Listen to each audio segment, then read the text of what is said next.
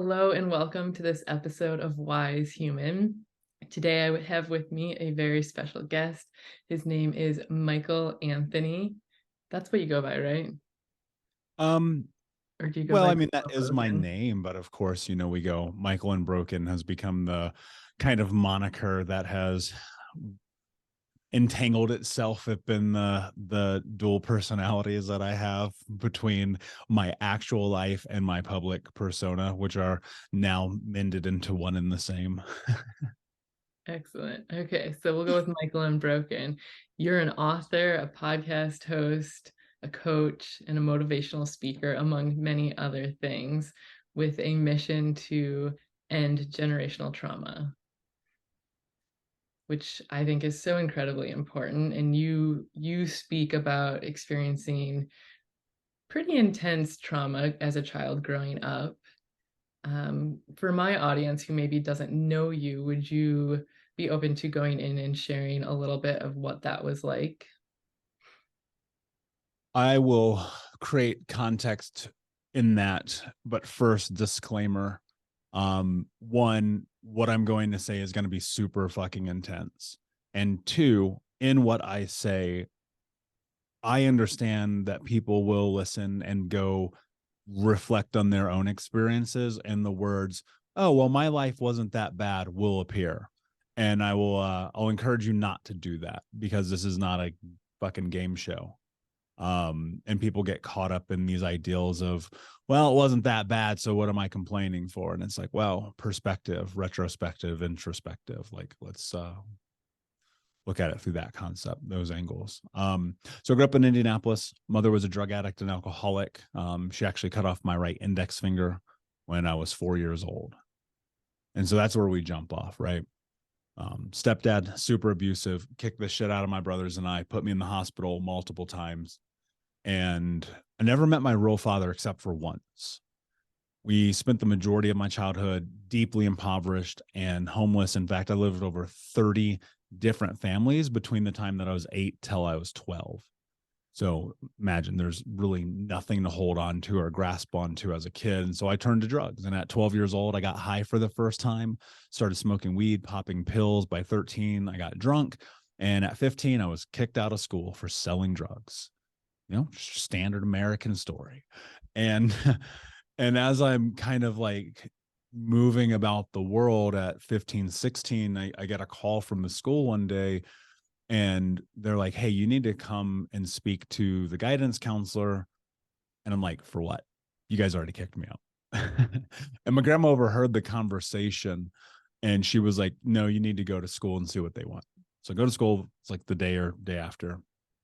And I walk in the library, I'm sitting there, and this lady I've never met is sitting with the counselor. They give me this whole spiel about you're going to end up dead or in jail. And I'm like, yeah, no shit. I already know this. And they say, well, we're going to give you an opportunity to join a last chance program. And I took it, obviously, because, well, maybe it's not obvious. I took it because I was like, I don't want to be the thing that everyone expects that I'm going to be. And so I found myself in this last chance program for the first time ever. I actually had straight A's. I started dating the head cheerleader. I was captain of the wrestling team, co-captain of the football team. Like things were really great. During this window, I actually had put a restraining order on my mother and my stepfather. And so you can actually see this reflected in my grades from straight D's and straight F's, getting kicked out of one high school, going to this other one, getting kicked out of this high school. And then all of a sudden, I make this really difficult decision at 15 years old. I tell my mother, I'm putting a restraining order on you, stay out of my life. And then suddenly, boom, all these cool things start happening, right? Well, my mother gets sober for the first time ever. My grandmother falls into a coma when I'm a senior in high school. And my grandmother allowed my mother to move back into our home. And almost immediately overnight, my mom is back to drinking a gallon of vodka a day, popping pill, like literally a gallon. I'm not exacerbating that. Popping pills. And next thing you know, she's back to where she was. Now, obviously, I don't understand what's happening at 18 years old because I'm a kid. As an adult, looking back, I go, oh, she was in her place of trauma and abuse. She was coping. She was using her defensive mechanisms for survival. She was in that place. Well, the only thing I knew to do at that time, because here's what effectively had happened. I now had straight F's. I missed 90 days of school and I didn't graduate, right? Because now I was dealing with all of this. And I told my mother, I will never talk to you again. One night after she attacked me, just shit faced. And I meant it. And I didn't, except maybe like one time until the day she died. And Nicole, I'll tell you this, I would not be here talking to you today had I not made that decision. And it's literally the hardest decision I've ever made. Nothing I've ever done is more difficult than that moment, period. Right. And so I don't graduate high school. I'm in summer school, and the summer school teacher comes up to me and he's like, dude, we're so sick of you. We're done with you. Here's your diploma. Get out. And so I have this fake high school diploma. You can't even count it. I had graduated with like a 1.2 GPA and I missed 90 days my senior year. I did not graduate high school. And so I'm simultaneously got fired from my job where I was working in a warehouse putting microchips into motherboards all day. Right. So I'm sitting in I just get kicked out of high school basically. Now I'm really in trouble. I get kicked out of fired from a job that like honestly anyone could do. I'm sitting in my car. And I'm like, dude, what the fuck are you doing? Like, what is happening right now? And I was just sitting there and I'm like, the sun's setting and I'm listening to music. And I'm like, all right, hold on. There's got to be a solution in here somewhere for all of this. Like somewhere in all of this, there is something I'm missing. And what hit me, what struck me in that moment, I was like, oh, it's money. That's the solution for all this. The homelessness, the poverty, the abuse, it's money. And so I was like, all right, cool. By the time I'm 21, I want to make $100,000 a year. And that was really important to me, and more so to do it legally. And the legal part mattered because I've been in handcuffs like more times than I can count. I've got family in prison for life. Literally right now, they've been in prison since I was a child. And my 3 childhood best friends have been murdered. So I knew where I was going if I didn't make a drastic change. So I just started working, and I got a management job at a fast food joint at 18, leading a team of 52 people, doing $1 million in burgers and fries. And it was crazy. And I learned more about leadership in those 2 years than I have in anything else that I've ever done in my life. But it wasn't pushing me to my goal. And I was chatting with a friend one night, and he's like, from my neighborhood. He went to the school I went to. We used to wake up and get stoned and go to school together, right? And this dude was working for a major corporation, driving a $50,000 car, and his life seemed to be on track. And I was like, how, I don't understand this. Like, how are you doing this?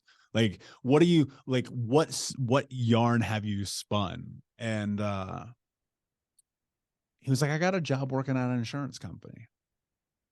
And Nicole was like, what the fuck? Because I didn't know you could do that.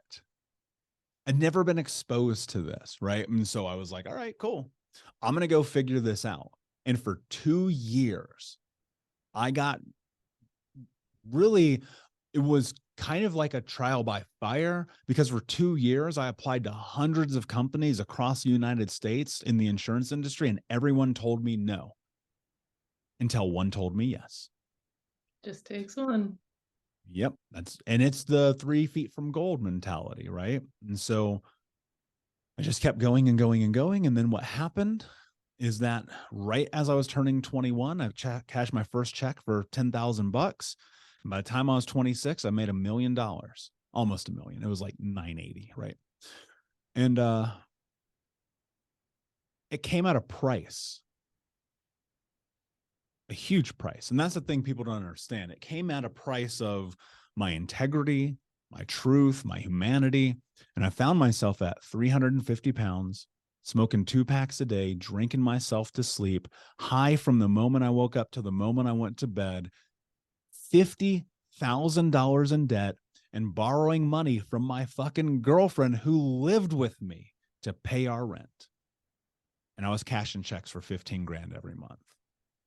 Right. and I hit rock bottom. I was just like so consumed with the chaos of my own thoughts. And in that, what came is I found myself in bed on a Saturday morning, right? It's like 11 o'clock. I'm smoking a joint, eating chocolate cake. Keep in mind, I'm fucking 350 pounds and I'm watching the CrossFit games. Like, like rock bottom. Like the only way it gets worse if like I was rolling around in chocolate syrup or something, right? And I was like, what the fuck is going on, dude? And so I pull myself up out of bed. I go in the bathroom. I'm looking at myself in the mirror. It's vitriolic, right? Because I'm mad. I'm so mad at myself. And I remembered being 8 years old and the water company had come and turned our water off. Now imagine this. I grew up in Indianapolis. I grew up in the United States, in the greatest country in the world. And we were so fucking poor, they turned our water off. I go in the backyard, take this little blue bucket. I walk across the street to our neighbor's house and I stole water from the side of their house.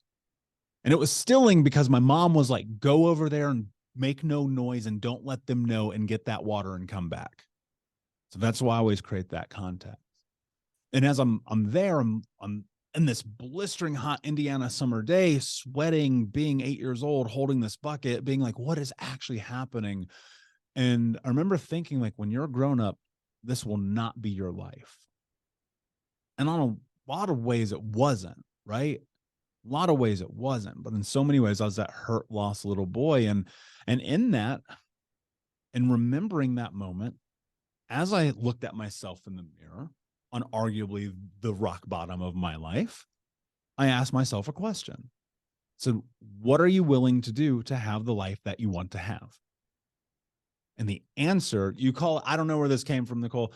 God, Mother Nature, Batman, I don't know. But in my head, it was no excuses, just results. That became the key to life for me. That was 13 years ago. And every day since that moment, I've lived into that to the fullest of my ability. And it's not that I don't fuck up sometimes, because I assure you I do. But it's like everything that I am today is because of that. And I made a decision: go to therapy, go to coaching, go to conferences, get educated, read the books, watch the videos. Podcasts weren't really a thing then, but it was like, listen to the audio programs, go to Tony Robbins, learn from all these amazing mentors, study, and then most importantly, take massive action in the direction that I'm terrified. And that's what I've done every single day leading to this moment, talking to you. It's quite a journey. How did you know what you needed to do to change your life? Like, how did you know about therapy and about these programs when you weren't exposed to it growing up? Well, I was exposed to therapy as a kid because when I was 8 or 9, I was molested by a member of our church. And so I had to go to therapy. And then as I was like 10, 11, I had to continue to go to therapy because I was angry. Think about the way that children communicate. Well, we do it by what we learn. And what did I learn? I learned that communication was violence. And so I was fighting kids all the time. Like I even stabbed a kid with a fork one time. Like if that gives you any context of how nuts it was. One of my little brothers, he knows I say this. He tried to stab me with a knife when we were 11 years old. My stepdad kicked the shit out of us. My mom kicked the shit out of us. My grandma, even though she adopted me, kicked the shit out of us. Like there was violence everywhere. And so I had to go to therapy. Right. And so people ask me that question all the time. Like, how did you know what to do? And what did you do? Nicole, you know what to do. We all know what to do. Are you going to listen though? And that's the thing, right? I decided to listen. I was like, look, dude, fucking do something. And whatever that is, just try it all. And that's what I did. I tried it all. I tried every modality you can imagine of therapy. I tried every kind of online program. I read every kind of book you can imagine. I did all the Reiki and fucking yoga that anybody could ever do on planet Earth because I was just like, let's try it all. And in the back of my head, it's the same way you're like, all right, You know you shouldn't eat certain foods. You shouldn't drink certain things. You shouldn't date certain people. You probably shouldn't fuck certain people either, but you kind of do it, right? And you're ignoring your truth. You're stuffing down your reality.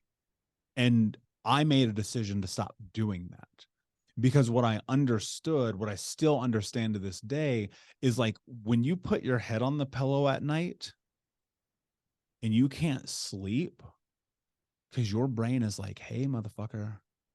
And your body is like, yo, are you paying attention? And you're consumed by the reality that you live in and you know what you need to do. Until you do that, nothing in your life will be different. And on a long enough timeline, what's really fascinating is that you are going to die. And if you don't address those things that keep you awake at night, you're going to die with regret. And that's a life unlived. And so, like, when I think about this journey and I recognize one empirical and inherent truth about who I am only scared of one thing, literally only one thing, and that is dying with regret. So I made a decision. And it's the same choice that I operate through every single day based on my values, my integrity, my boundaries, my moral compass, and who it is that I want to become.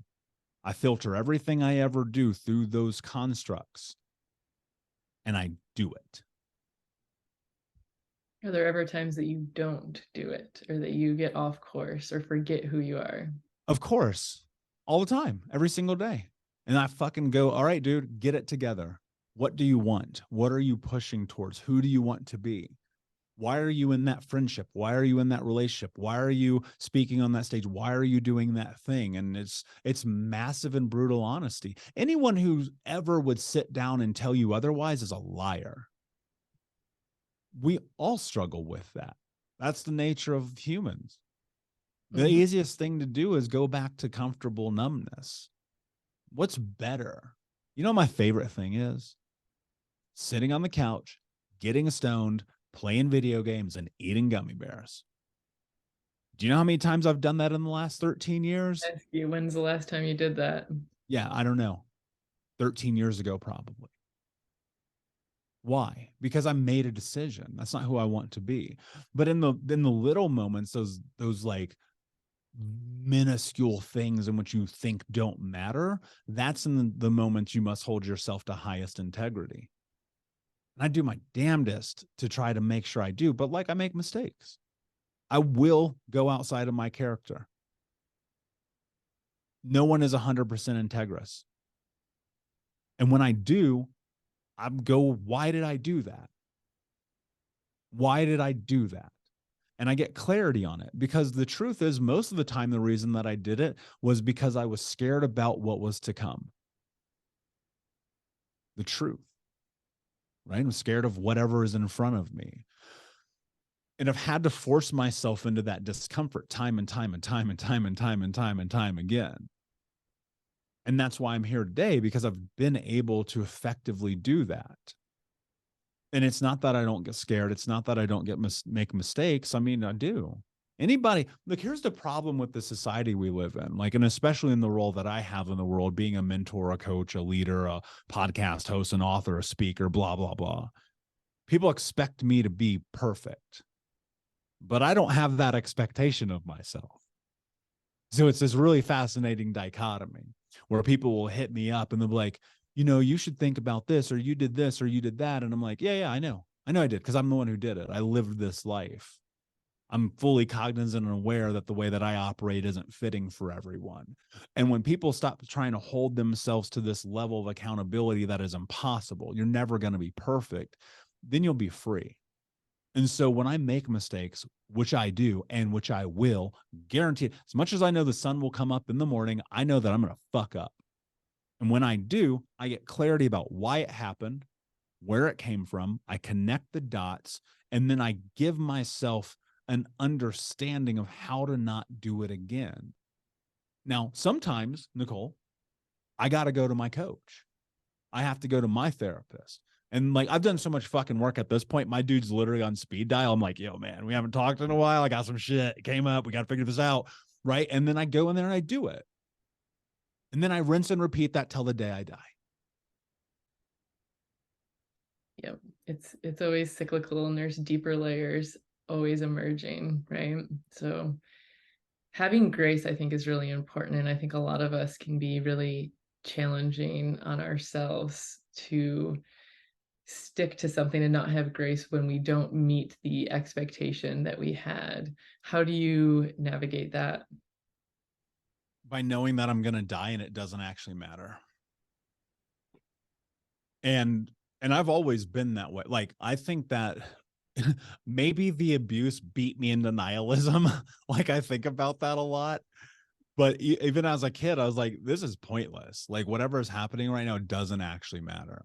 And so it's really easy to beat yourself up because you're like, oh my God, I didn't do the thing.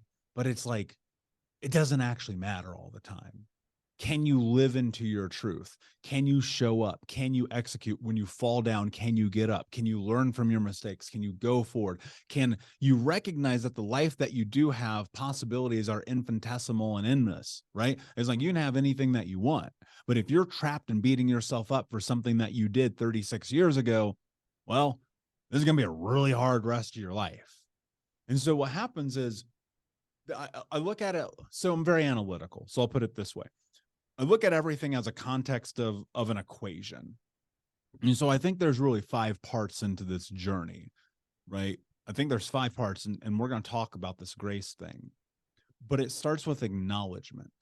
Like, this is where it all begins. Because most people, because of how painful the experience of life can be, if that's the way you choose to look at it, most people who experience life through the scope of pain stuff it down and stuff it down and stuff it down. Well, and then you find out, well, there are dire ramifications for that. Read The Body Keeps the Score. You'll know everything that you need to know.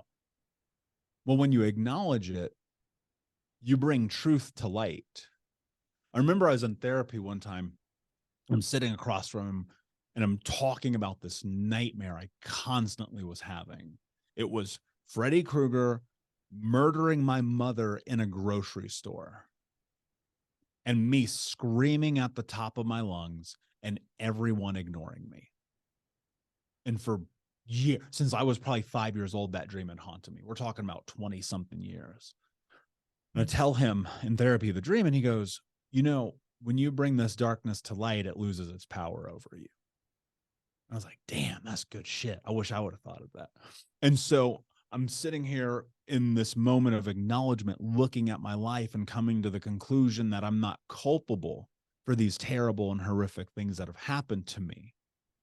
And that's what acknowledgement is. A lot of people look at acknowledgement and they think it's blame or responsibility, but it's not. It's simply looking at fact.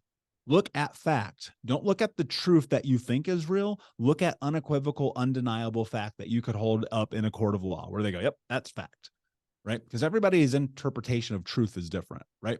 Think about this. When you and I met, we may have a very, very different understanding of what was happening. And then a third party who might be privy to the moment that you and I connected would look at it and go, they have a different opinion. But there's one fact that we know in certainty that we cannot deny. We were in line to get coffee, period. Fact. Cannot argue that. And so that's the way that I look at life. I go, what are the facts? Can I acknowledge them? Good. Because when I acknowledge the fact, then you come to realize children cannot be culpable for the things that happen in childhood. And then something really interesting happens. You step through acknowledgement, and that gives you the ability to explore. And what I mean by that is you get to start looking at life through this new scope of where you go, actually, I'm not responsible for this. But now I have to explore what I am responsible for. And here's what's really interesting. From that moment of that recognition, now you're responsible for everything. Because now you've put yourself in a position of understanding that it's on you. But what's interesting is when you're in an exploration, something even more incredible happens is discovery. And in discovery, you start to really understand who you are. You shift into a new identity. You begin to become the person that you knew you were capable of being before you were indoctrinated in bullshit. And in that discovery, you get this thing called freedom. Because now you start operating as the person that you knew you were. And in freedom, you find that grace must exist because it's equilibrium. And through that grace and through that freedom, you fall into love. And when you get there, my friend, that's where everything really changes. Do you think anybody escapes childhood without trauma? Fuck no. No. And look, and here's why. And look, I don't think, generally speaking, most people's family dynamics are meant to destroy them. I just think it happens. Humans are volatile by nature. We want to pretend because we live in, think about this, Nicole, we live in literally the greatest time to be alive ever. More access to information, longer lifespan than ever because of medical interventions, more connection than we've ever had, more freedom than ever has existed. The chances of like death are so infinitesimally small in comparison to what it was 2,000 years ago, because all we were doing was running around killing each other all the time. Like, we're fucking animals. And so you're operating in this scope of generations of abuse and trauma and pain and suffering and hurt. And we're just now, literally for the first time ever in history, questioning it and going, maybe we've been really dumb and we don't need to do this. And so my hope is, because the mission of everything I do is create a world in which generational trauma ends and I become ultimately pointless. I know on a long enough timeline that'll happen, but you and I are going to be dead for a really long time. But we're planting the seeds now that lead down that potential of that path. Right. And so I assume that if we do a good job on a long enough timeline, that question that you asked me just now, the answer will be yes. But it probably ain't going to happen. Yeah, it's we're making strides, and like you said, we're finally aware of the fact that we should look at these things and make change. Before it was like stuff everything down, move forward, just keep going, not a big deal, don't cry. So thank you so much for the work that you are doing. How has your childhood and the trauma that you experienced within your relationship, specifically, your parents who are supposed to be the people that teach you what love is, unconditional love? Well, love doesn't need that, right? It is innately unconditional. How has that affected your relationships? All relationships, but more specifically romantic relationships. In every way imaginable. I mean, it's really, the universe is so funny because I've been on like 4 or 5 shows this week and every person has asked me that question. So I don't know what the universe is telling me right now. But I look at it, and when I was young, like first started dating, I didn't understand it. I didn't understand the dynamic between men and women, right? I didn't understand what it meant to be emotional or vulnerable or to even hold hands with someone. The walls were so high, they were impenetrable. You're not getting in. And I cognizantly dated women who were emotionally unavailable because then I didn't have to worry about it. And I knew I knew eventually it would all crumble. And that was great. Did And you what consciously happened know is, that, or was that sorry, subconscious? Did you consciously know that, or I was that consciously knew that. I you knew did? what I was doing. So Mm-hmm. here's one of I've always been quite astute of my own chaos, if you will. I think a lot of us are, but I wasn't afraid to name it for myself. So one of the reasons I've been able to do that is I've always been a writer. Ever since I was a kid, I've written. And I mean, I literally wrote a vampire romantic comedy when I was 8 years old. I love Like, that. for real. And my mom, being a crazy Mormon person, because we grew up in the Mormon church, ripped it up. She was like, "That's not allowed in our house." I'm like, "Yeah, but those bottles are, you fucking psycho." And so, it's like one of those things where I've always written. And so I would journal, I would write these stories, I would write these understandings that I had in the world. Sometimes it would be crazy shit. And I would always be like, in this writing, find some kind of understanding of who it was that I am, or was, I should say, at the time. And I would write about the women I would see, and I would write about how it felt to be around them, and I would write about what it was like to like be in connection with them, not really having those words, but it was like, I hung out with Susie and blah blah blah blah blah, right? And I always knew that I didn't want to let them in. So I made sure that for a long time that I didn't date anyone who ever wanted an emotional connection. It was like, let's just hook up. Because if you want more than that of me, I can't deliver it. And then what started to happen is I would be with women who would want more, and I'd be like, okay, I guess I'll try it. And then next thing you know, I'm in the most emotionally volatile, crazy, uh, full of infidelity relationship you could ever imagine. And they stayed, right? Because people feel like they can fix each other, but you can't. And I found myself in relationships where it was like I was dating me, where it was just chaos on both sides, where like she's cheating on me and I'm cheating on her, and we're both pretending it's not happening. And then we'll bump into the person we fucked when we're in public together, and then it's chaos, and it's stuff like that when you're 22 years old and you're emotionally immature in this way that you don't even understand. And then I rinsed and repeated that and did it again and again. And then when I started this healing journey, I got deep into it. I made two declarations to myself. One was, you're not allowed to date, and two is, you're not allowed to have sex with people. And well, really, I'll add a third one because I think this is really important and I don't talk about it enough. Third was, you have to be sober. And that was no drugs, no cigarettes, no alcohol. And there were like sprints of this where it'd be like 6 months or a year or even 2 years.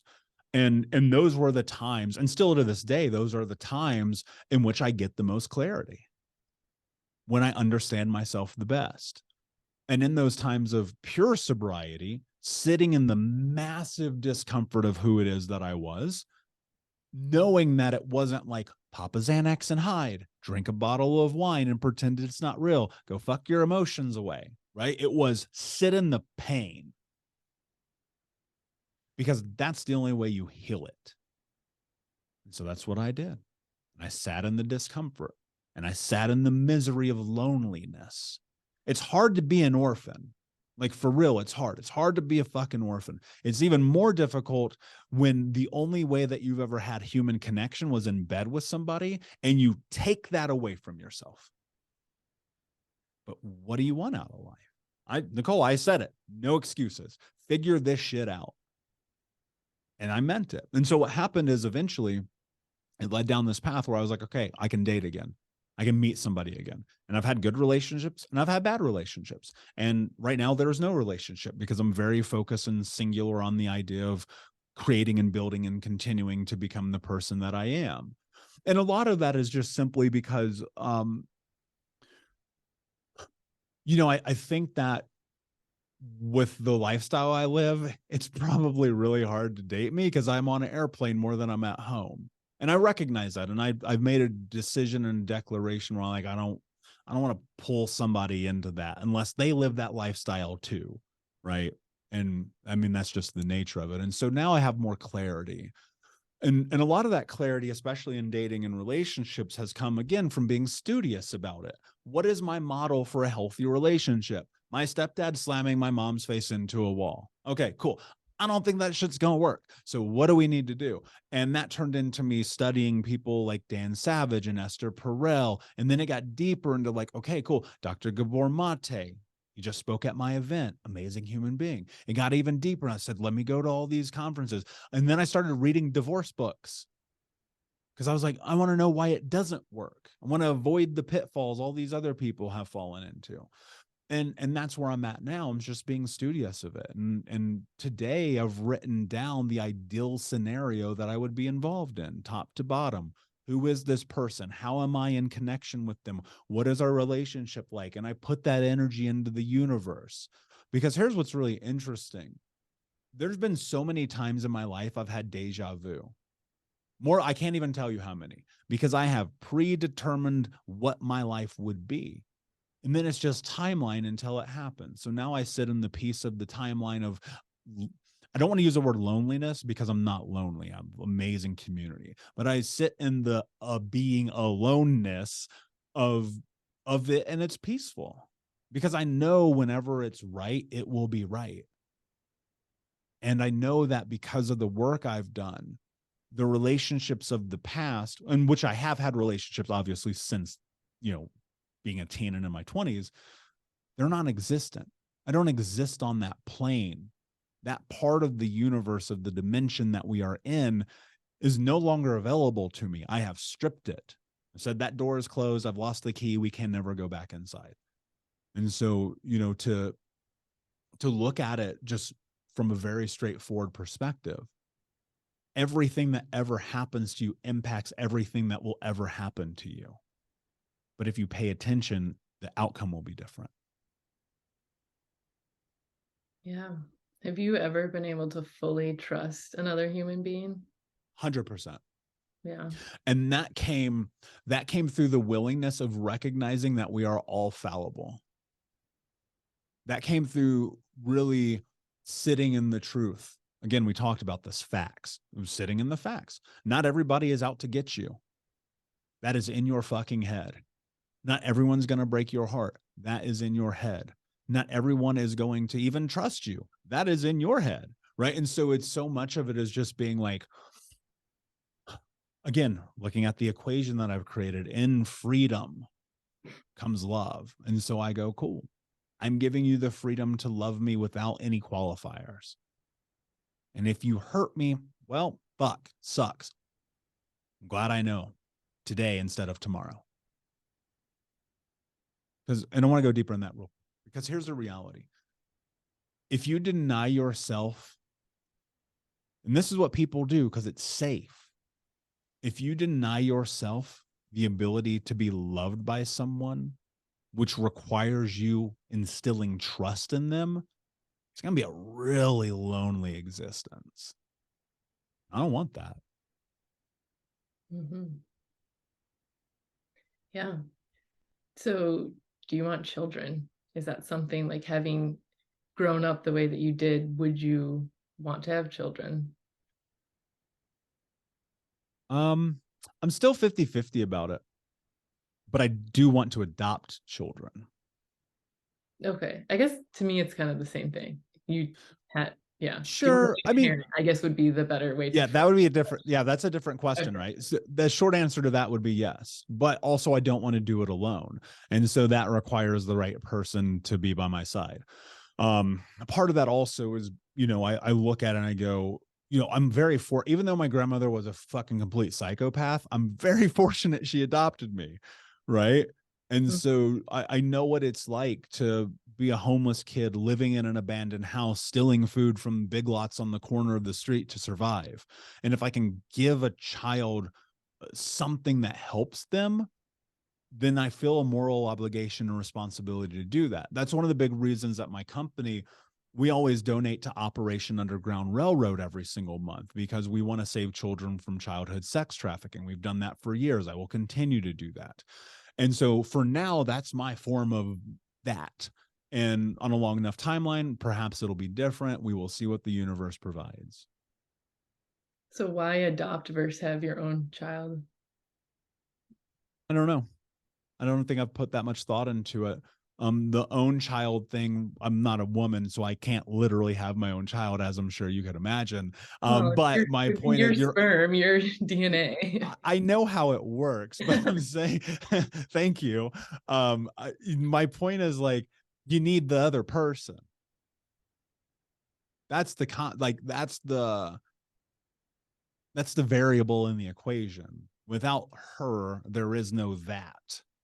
And so I Mhm. need her first, and then together, collectively, I believe we will make that choice. I see. Okay. So you wouldn't necessarily like adopt a child on your own. You want to do it as a I partnership. may. I mean, it depends on the context of my life. It'd be incredibly irresponsible for me to even consider that right now. Mm-hmm. You know what I mean? Fair. I'll give Yeah. you an idea. Last year I was on, so I have hotels.com. That's where I book a lot of my hotels because I have like their VIP platinum gold thing or whatever. And also not sponsored by hotels.com. And so Yeah. I won't say their name in the future. That just clicked on me.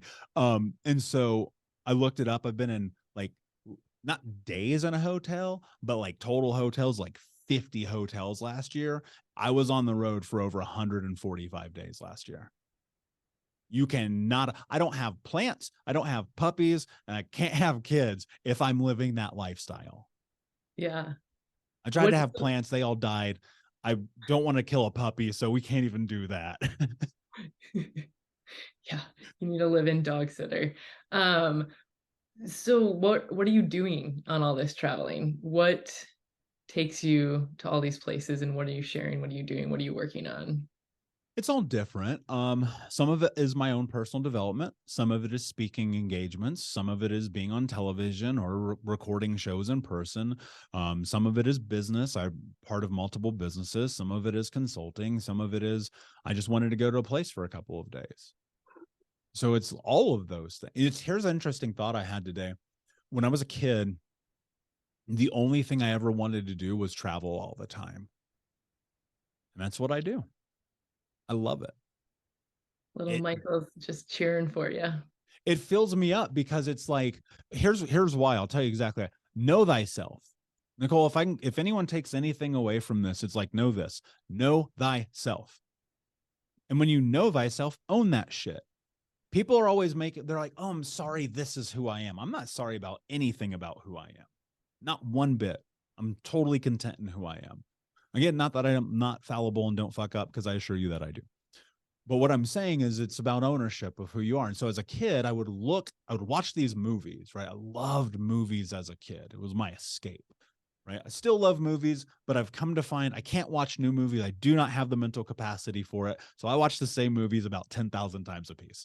But I watch these movies and there's always like the business guy getting on the plane to go do the deal with the briefcase. And I was like, that's what I want when I get older. And then it's tied in more so. Like I remember, I'll share a story with you. So I'm living at my grandma's house. I'm like 11 or 12 years old, and she hadn't adopted me yet. That I do know in terms of the timeline, but I was at her house. And she was in her rocking chair, sitting back there in her nightgown, chain smoking Misty Slim 100s, drinking a Pabst Blue Ribbon, and playing one of those digital video arcade games. And I'm sitting on the floor in my pajamas watching this giant, those old wooden televisions that have the TV that's really about like 10 inches big. And I'm eating Little Caesars. So vivid. And so Anthony Bourdain's first show, Chef's Tour, is on television. And he's traveling. And he's doing that Anthony Bourdain thing. And I look back at my grandma and I go, one day I'm going to do that. And Nicole, do you know what she told me? She goes, you shouldn't do that. It's dangerous out there. Mm.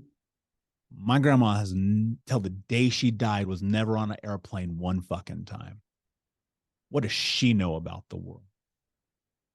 You got to be aware of who you're taking your advice from. And so that thing about this travel and the adventure of life is what has led me to where I am, living all over the world, traveling to all the places, doing all the things, eating all the food, meeting all the people. It's what I want. And like with anything in life, if it's something that you want and you put your effort and energy into it, it will come to fruition. It will be. It's like Paulo Coelho's book, The Alchemist, right? Have you read this book? My absolute favorite. I've read it like 5 times. So it's one, I love that book as well. It's one of two fiction books I've read in the last 25 years. The other one is Life of Pi. Those are the only two fiction books I've read in 25 years. I just don't like them. I'll be straight up. But that book was so interesting to me because I realized actually what it is. It's a self-help book disguised. Hmm. And there's a line in the book, which I'm sure you know, the universe will conspire in your favor. Well, the universe only conspires in your favor if you do what the fuck you're supposed to do. And that's what getting on these planes is, and speaking on these stage and coaching these people and writing these books and all of that's what I'm supposed to do. And I want it. So When I did do it. when did you realize that's what you were supposed to do? What was the transition from you doing the work yourself to sharing the work with others?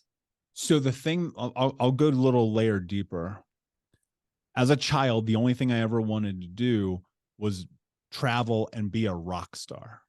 Hmm. That's it. I wanted to be Jay-Z or the drummer for the Foo Fighters. That's it. That's all I ever wanted to do. And so as I'm like in this healing journey, years ago, I had a blog. It was just an anonymous blog that I would write, and I would just post stuff. And then one day I shared my story. This is probably 8 years ago. I shared my story online, kind of put out a lot of the details, right? And just said, fuck it, here we go. This is where I'm at. This is what happened. Because I just carried it so long by myself. And I've been in therapy and like I was progressing or whatever, but I was like, no, I'm just dumping it on the world. Fuck it. I don't care. And social media was very different 8 years ago. It's not the same thing we live in today where people are crying on the internet all the time for attention, right? We live in a very, very different world. And people started reaching out to me and they're like, hey, will you help me? And I was like, no. And they were like, hey, will you coach me? And I was like, absolutely not. And they're like, hey, this thing that you wrote changed my life. This thing that you shared saved my life. I didn't kill myself today. Thank you for doing that. And I mean, I don't know. It was just like, fuck it. All right, let's see what happens. Maybe if I do this, it'll be a path that shows my brothers what's possible, shows my sister what's possible. And that's just been what it is. This wasn't the game plan at all. At all. I didn't sign, Nicole, I didn't sign up for this job. I didn't ask to be the spokesperson for child abuse. It's not what I wanted. I mean, truth be told, like the reality is most people, even though I do what I do, the vast majority of people, they will not change. They refuse it because it's too fucking scary. But those ones that do, oh my God, it's incredible to watch it happen. And that fires me up. So that's why I do it. Why do you think people don't change? What are they Because afraid of? they don't want to change. Look, you have to want it. You can read all the books, you can go to all the conferences, you can, wear all the beads and do all the yoga classes that you want. But at the end of the day, it comes down to like, what are you going to do? Like when it's on the line, what are you really going to do? And I'm only speaking from firsthand experience. Like I'm not talking about shit I don't get. I'm not like this guy over here who has not lived it. I've been in your shoes. People are always don't talk unless you walked a mile in their shoes. I've walked a lot of miles. And it's like, you don't get to 350 pounds, smoking 2 packs a day, drinking yourself to sleep, cheating on your girlfriend, having your brother tell you never talk to you again, and being 50 grand in debt by fucking accident. But you also don't become successful by accident either. And here's the reality. We're great with failure. We're great with humans as just a species are so incredibly good with failure because it's what we understand. Why? But here's where people get lost. Why do we understand failure so well? Because that's where we learn. But what happens is as you get to become an adult as opposed to a child falls down off their bike, scrapes their knee, cries for 38 seconds, get up and does it again. An adult falls down and then becomes the identity of a failure. And until you strip that of yourself and go, actually, I'm not a failure. I learned through this. In the same way I did when I scraped my knee as a kid, you'll forever remain trapped. And it's hard because you're shedding an identity. You're killing off a part of yourself that no longer serves you to go into the unknown. It's like here you are at the precipice of this mountain and you're looking at it and you're like, oh shit, there's a cave inside of here. But inside that cave is everything you ever want. But you got to be willing to walk in. And walking inside of that can be a lot of different things for different people. Leaving the relationship, leaving the job, getting in the car and going across the country, hopping on the plane for the first time, right? The opposite, asking that cute girl out. It could be going and applying for the job, walking into the rehearsal for the first time for the play, honoring the truth of who you are. And either way you do it, there's going to be an outcome. So you might as well get something for your suffering. And that's the way I think about it. I'm like, fuck, man, if this is going to suck, I might as well get something out of it. You know, like self-respect, integrity, community, all of those things. And people think that it's like, I'll listen to a podcast and I'll go to a coaching session and I'll read a book and my life will be different. It'll be a seed. It'll be a seed, but it is now your responsibility to tend to that soil, as my friend Tim's story so beautifully and elegantly puts, so that you can reap the reward. And most people don't want to tend the soil because it's going to take 13 years. Yeah, it's work. It's not instant. And we live in a society of instant gratification.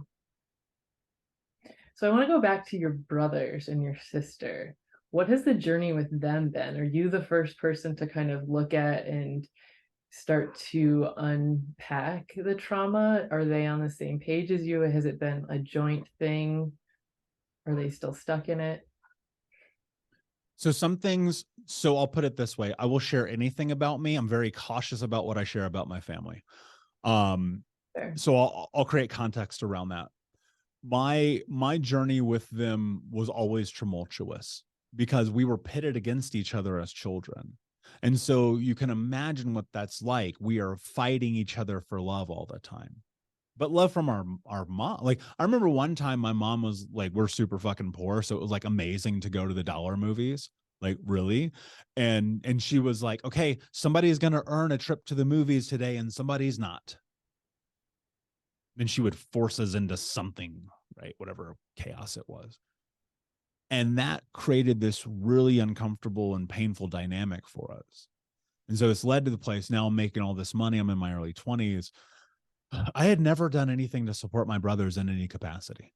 Not at all. I made $1,000,000. I never gave them a penny. Maybe paid their rent once or twice or some shit like that, but I never really supported them. And that drove a wedge between us. Part of it, I think, was in because I was living in a falsehood of who it was I was, right? It was just, I was being fake. It was full of shit, period. I'll call it what it is all day long. I know this. And one of the things I love about my sister, and like the context of it is like we didn't grow up together. She had a different father. She did not experience a tenth of what we did. Very different life. She's not biracial. She didn't go through the chaos of our education system. I mean, there was shit. She still had to deal with my mom. She still had all the other things. There was shit. I'm not saying my sister suddenly had it like way easier than us. There was a lot of shit. But we were always disconnected, and she's much older than me. But she was always the person to come to my games. She walked me down like the aisle thingy during our homecoming game. Like she came to the wrestling tournaments and when I won medals and awards, and she came to my graduate, she was always there. And I love her dearly and I will forever for that. And just over the years, especially as I've gotten deeper into this work, you know, one of the first things that I did is I attempt reconciliation with all of them. And there was a lot of fuck you, a lot of that for a long time. And that's what it was. And then it turned into I love you. And that just came through doing the work independently together. I've taken some of my siblings to like Tony Robbins. I think you met one of my brothers actually when we were at Lewis's event. I took him there, you know, and it was like, I want him to be in that. I want them to be in those environments because they don't listen to me. You don't listen to your sister. Like, let's call it what it is. Right. And that's just human nature. Right. And so it's just like I want to expose them and expose them, expose them. And so now it's different, right? The same brother who said never talk to me again is the same brother that I spend 2 hours on the phone with all the time. Mm-hmm. Yeah, there was a moment I went to Bali for a while, and in that space, I learned a lot about myself and had a lot of personal growth. And when I came back, I was like, I know the way, and I wanted to like share it. but that's not the way that you share it. And I talked to my sister. I was like, I really want to work on our relationship. And she just said, I don't. Like, I don't have the capacity for that right now. I don't want to. And that was a hard thing to swallow because I was like, oh shit, okay. Okay. And I can't do anything about that. That's where she's at right now. And then years later, us both having done work on our own, now we talk about all this stuff and we can like reflect on childhood and things that have shaped us into who we are. And we're really supportive of each other now. Yeah. But it took us both finding that on our own to be able to then meet in that space. Yeah, it's beautiful. I mean, like that's what it was over here too. It was like at some point these lines are going to intersect. And so I actually had to step back and just accept fuck you. I just did. And like realistically, I deserved it. I don't fault them for that. It's Mm-hmm. fucking asshole. Right? There's something that happened in your dynamic where you're just like, fuck you. Yeah, for sure. Right? And Mhm. then eventually it comes to pass that, okay, let's figure this out. And that's fortunate. And that does not happen for everybody. And that's not lost on me. Yeah, yeah, that's very true. I feel very grateful as well to be in the same situation. So what's next for you? Everything. What I are want it like, all.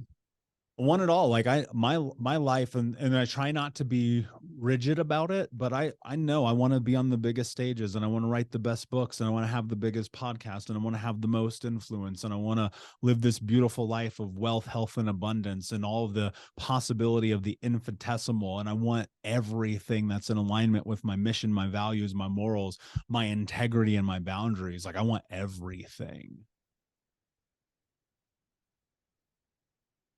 what's the next step? What's your like main focus right now? Continuing to do what I do. I mean, I've been doing the same thing for 7 years.